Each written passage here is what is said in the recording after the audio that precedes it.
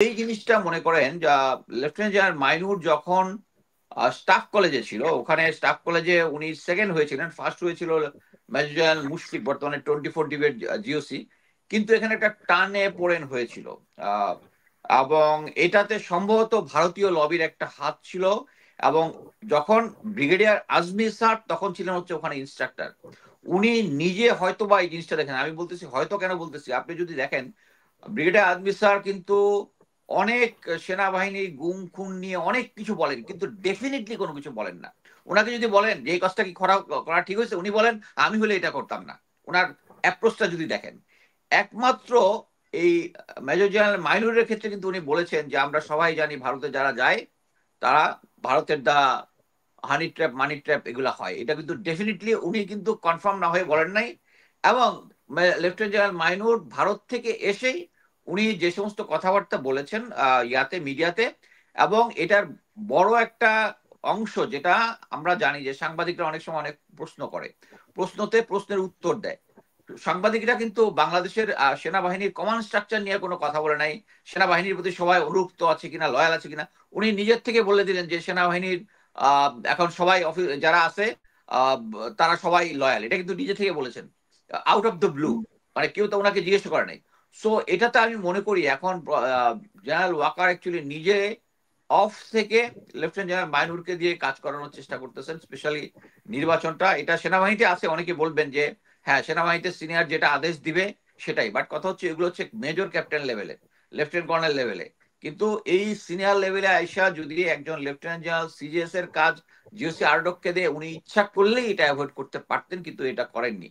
So আমি মনে করি যে এখন আমরা প্রফেসর ইউনুস বলতেছে যে সামনে নির্বাচনটা একটা সুষ্ঠু হবে, এবং প্রফেসর খলিল সরি প্রেস সচিব বললেন যে পৃথিবীর কোনো শক্তি নাই এটা থামাইতে পারবে। কিন্তু এট দ্য সেম টাইম আমরা সবাই জানি যে গত 17 বছরে আহ, শেখ হাসিনার সরকার, মানে শুধু মিলিটারি না, মিলিটারি, সিভিল, পুলিশ, প্রশাসন, প্রতিটা ক্ষেত্রেই তাদের লোকজন যেভাবে 7-8 স্তরে স্থাপন করেছে, এবং তাদেরকে পূর্ণ ক্লিন আপ করা তো সম্ভবই না। যদি ক্লিন আপ করতেও গেছে শুধু একমাত্র জেনারেল ওয়াকারের স্ট্রেংথে বাকি সবাই কিন্তু শক্তিশালী হয়েছে। এবং এটা আমরা বারবার বলেছি যে প্রফেসর ইউনুস যদি প্রফেসর এই জেনারেল ওয়াকারকে না সরাতে পারেন, তাহলে আগামী নির্বাচনটা, আমি এখানে অন রেকর্ড বলে যাচ্ছি যে সামনের নির্বাচনটা সুষ্ঠু হওয়ার কোনো সুযোগ নেই। বাট এখানে আমি প্রতিটা ক্ষেত্রেই আমি বলেছি যে জেনারেল ওয়াকার মানেই হচ্ছে উনি ভারতের আহ, ওখানে আওয়ামী লীগ সরকার যে আছে, ভারতের যে অন্যান্য ইন্টেলিজেন্স গুলো আছে তাদের সাথে তার যোগাযোগ আছে, এবং যারা এখন সার্ভিং আছে তারা নিজেরাও অ্যাকচুয়ালি জেনারেল ওয়াকারের প্রতি বিরক্ত। এই কারণেই কিন্তু এখন দেখবেন আপনি সেনাবাহিনী, আমরা যখন চাকরি করেছি তখন কিন্তু সেনাবাহিনীর পক্ষে বিভিন্ন ভিডিও বানাইতে হয় নাই যে সেনাবাহিনীর ভাবমূর্তি উজ্জ্বল করার জন্য। আপনি এখন দেখবেন সেনাবাহিনীর ভাবমূর্তি উজ্জ্বল করার জন্য, বাট এই সেনাবাহিনীর ভাবমূর্তি উজ্জ্বলটা হতো হচ্ছে যদি জেনারেল ওয়াকার সময় মতো যারা এই গুম খুনের সাথে জড়িত তাদেরকে ঠিক মতো আহ সিভিল অথরিটির কাছে হ্যান্ড ওভার করতো। আমি আমার চাকরির জীবনে যেটা দেখেছি, যখনই কোনো সেনা অফিসারের এগেনস্টে সিভিল কোর্টে কোনো কিছু আছে, স্ট্রেট তাকে রিটায়ার করায় দেওয়া হয়েছে, এবং পরবর্তীতে হি উইল সি। কারণ এই ইন্ডিভিজুয়াল যারা দোষ করেছে, গুম করেছে, খুন করেছে, তাদের দায় সেনাবাহিনী নেওয়ার কোনো দরকার নাই। কিন্তু জেনারেল ওয়াকার সেনাবাহিনীকে এই দুর্নামের ভাগী করেছে তাদেরকে সাপোর্ট দিয়ে, এবং এটা সেনাবাহিনীর যারা সৈনিক অফিসার আছে তারা সবাই এটা নিয়ে, জেনারেল ওয়াকারের এটা নিয়ে বিরক্ত। কিন্তু আহ, তিনি তারপরেও এখন যেটা করতেছেন যে সামনে না এসে লেফটেন্যান্ট জেনারেল মাইনুরকে সামনে এগিয়ে দিচ্ছেন। বাট আমি মনে করি যে সামনের নির্বাচনটা আমরা যদি সঠিক মতো চাই, আমি এখনো মনে করি জেনারেল ওয়াকারকে যদি না সরানো যায় তাহলেই সামনের নির্বাচনটা অ্যাকচুয়ালি সুস্থ হবে না। এখনো গোয়েন্দা সংস্থার যে দুইটা মেজর গোয়েন্দা সংস্থা আছে এটার কন্ট্রোল জেনারেল প্রফেসর ইউনুসের কাছে নেই, এটা আছে জেনারেল ওয়াকারের কাছে।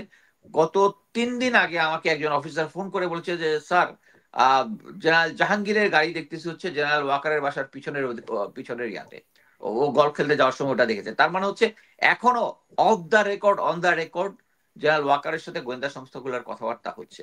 সো আমরা যদি সামনে একটা, আমি হাসিনা আক্তার আপনার শোতে বলেছিলাম কিনা, আমি 7-8 মাস আগে যখন এটা নিয়ে আমরা কথা বলতেছি জেনারেল ওয়াকারের ইয়া নিয়ে, আমি বলেছিলাম যে জেনারেল ওয়াকার যদি চেঞ্জ করতে না পারে they should give immediate election. সম্ভবত আপনার ইয়াতে কিরাম দিয়েছিলাম কি জন্য, কারণ জেনারেল ওয়াকার এটা মেনটেন করতে পারতেছে না। এবং এই কারণেই আমি মনে করি যে সামনের নির্বাচনটা অত্যন্ত জরুরি, অত্যন্ত জরুরি দেশকে একটা স্থিতিশীল জায়গায় নিয়ে আসার জন্য। কিন্তু আমি আরো একটা অ্যাসেসমেন্ট কয়েকদিন আগে দিয়েছি, সেটা হচ্ছে জেনারেল ওয়াকার এবং রবি ভাই এখানে আছেন, বাট ওনাদের সিনিয়র লেভেলে এবং প্রফেসর ইউনুসের মধ্যে একটা আঁতাত হয়েছে বলে সবাই সন্দেহ করেন, এবং কিছু কিছু সোর্স আমাকে বলেছে যে তারা একটা আঁতাত করেছে দেখেই এই যে জুলাই সনদের যে গণভোট যেটা আছে এটাতে বিএনপি যেভাবে চেয়েছে সেভাবেই হয়েছে আমি বলবো। কিন্তু আমি তারপরে বলতে চাই যে আমি যে সনদের যে 4টা ভিন্ন ভিন্ন পয়েন্টে হা না, এটাকে আমি বলবো যে 4টা পয়েন্টে একটা হা বা না হলে এই জিনিসটা অ্যাকচুয়ালি আমি সাধারণ জনগণ হিসেবে আমি যখন ভোট দিতে যাবো আমি এখানে 4টা পয়েন্টে 4বার হা না বলতে চাবো। সো এই 4টার উপরে একটা হা না করাটা ঠিক হবে না। এবং আমি মনে করি যে এটা যদি গণভোট যদি হয়ে যাওয়ার পরে যদি হা হয় বা না হয়, যেটাই হয়, হা যদি হয় তাহলে হচ্ছে আমি বলবো হচ্ছে জনগণ এটার ব্যাপারে একটা রায় দিয়েছে। অতএব এই রায়টা আমি অ্যাকচুয়ালি আমার একটা স্ট্যাটাস এটার সাথে হুদাইবিয়ার সন্ধির সাথে ইয়া করেছি। হুদাইবিয়ার সন্ধিতে সবাই প্রথমে বলেছিল যে মুসলিমরা বোধহয় এমন একটা চুক্তি করেছে যেটা হচ্ছে তাদের জন্য ডিগ্রেডিং, বাট অ্যাকচুয়ালি যখন 2 বছর পরে জিনিসটা শান্তি যখন আসলো তখন তারা বুঝতে পারলো। তো আমি মনে করি এই চুক্তি যে যেটা হবে যখন নির্বাচিত হবে, আমি মনে করি যে দেশের জনগণ বেশিরভাগ লোকই, আমি যেহেতু ফেসবুক এবং বিভিন্ন জায়গায় আমি ফলো করি, এখানে আমার মনে হয় সবাই এটাকে হাই ভোট দিবেন বলে আমার ধারণা। যদি হা ভোট দেয় এখানে যারাই সরকার গঠন করুক, বিএনপি জামাত যেই করুক, তাকে ওই জিনিসটা জনগণের রায় যদি তখন মানতে না চায়, অনেকে বলে যে হয়তোবা বিএনপি আসলে এটা যেহেতু তাদের ইন্টারেস্ট কিছু কিছু জায়গায় ব্যাহত হয়েছে তারা করবে না, বাট আমি মনে করি যে এটাকে যে দলই আসুক, জামাতই আসুক ইয়াই আসুক, এবং আমি এটা একমত যে জামাত অ্যাকচুয়ালি ইদানিং পলিটিক্যাল রেটরিক একটু বেশি ব্যবহার করতেছে, যেটা ফাইনালি আমি মনে করি তারা প্রফেসর ইউনূসের যে ফাইনাল যে সলিউশন যেটা দিয়েছে ওটাতেই ওনারা মেনে নেবেন। আমি এখানে বলে আপাতত ধন্যবাদ। অসংখ্য ধন্যবাদ।